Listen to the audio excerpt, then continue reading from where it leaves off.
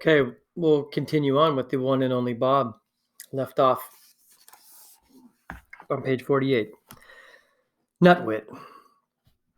Nutwit, the gray squirrel who lives in the oak tree in our front lawn, jumps to a lower branch, looking at me with barely concealed pity. I hate pity, especially the barely concealed kind. I don't know why you taunt her, he says. You're hardly in a position to talk, Bob. You are Snickers. Come over here to the window and say that. So you can. What, drool me to death? Are you aware that my best friend is a gorilla? I ask. You would make a fantastic ape chow dude. Nutwit reaches for a dangling acorn and yanks it free. I thought gorillas were vegetarians. Ivan eats termites, I say. He might make an exception for you. Face it, Bob, you're soft. You're one step away from your own pink rain boots. He has a point, says Minnie, one of the family's guinea pigs from her cage next to the TV. No, he doesn't, says Moo, her cage mate. Yes, he does, Minnie squeaks. Doesn't, doesn't. Minnie pauses. Wait, you tricked me. The guinea pigs rarely agree on anything. Nutwit leaps over to the window ledge, acorn in paw. He presses his tiny, twitchy nose to the screen. You couldn't last a day out here, Bob. Some of us have to live by our willies.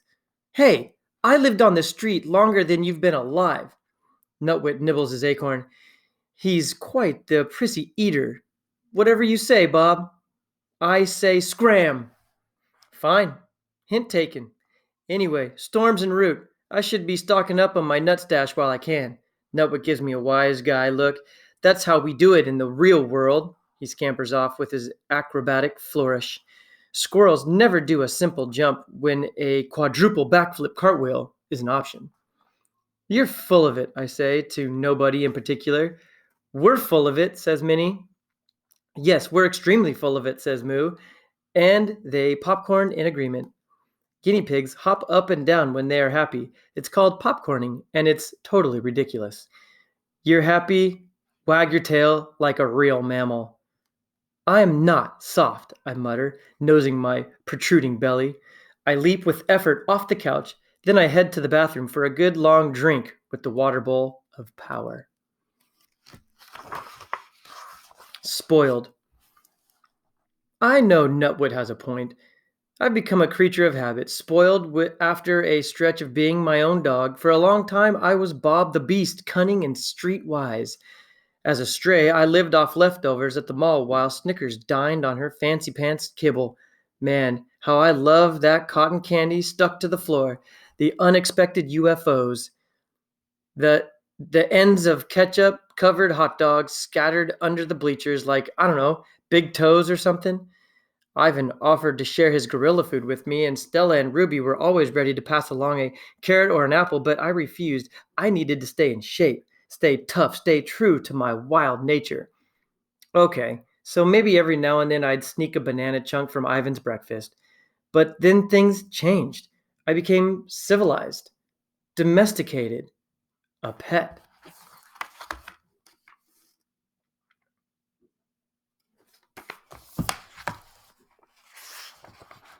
Don't get me wrong, there are definitely some perks.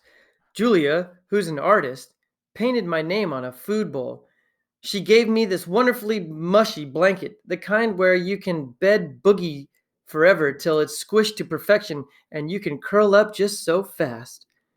I love the blanket, but I simply cannot sleep without I can't sleep without not tag Ivan's raggedy old toy gorilla. Of course, just when I get my blanket and not tag imprinted with the right amount of eau de Bob, Julia's mom does the unthinkable, puts them in the washing machine and removes every last bit of me.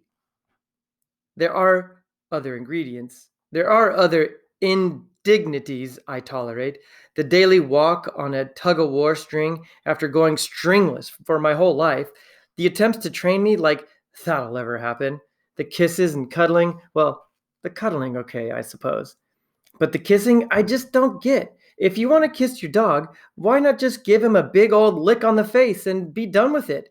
Anyways, so what if I've gotten a little spoiled, a tad soft around the edges? There's a difference between being soft and being afraid, being a coward. Another confession. Too bad I know the truth. I am both. Cricket bully. When Julia returns from walking her charges, I race over and give her a good old Bob-style hello. Lots of yipping and twirling, followed by some attempts to jump into her arms. Humans love that stuff. Julia looks at me sternly and says, "Robert, down." I leap some more because I'm determined to convince her I'm incorrigible, untrainable. It's part of my charm, my bobliness. "Down," she says again. From her coat pocket, she pulls out a little metal clicker along with some treats. Oh, I hate that clicker. It's meant to help train me, but it's like a cricket bully. Here's the theory. I do something right. Julia clicks, gives me a treat. The clicks tell me when I'm behaving, and the treats reinforce it. If that happens enough before your very eyes, I'm supposed to transform into a good dog. Well, I ain't that easy. "Down, Bob," Julia tries again. I want a treat, but not enough to cave, so I opt for a play bow, a compromise. Julia sighs. You are definitely a challenging student. To my annoyance, she puts the treat back in her pocket. I think Julia may be on to me.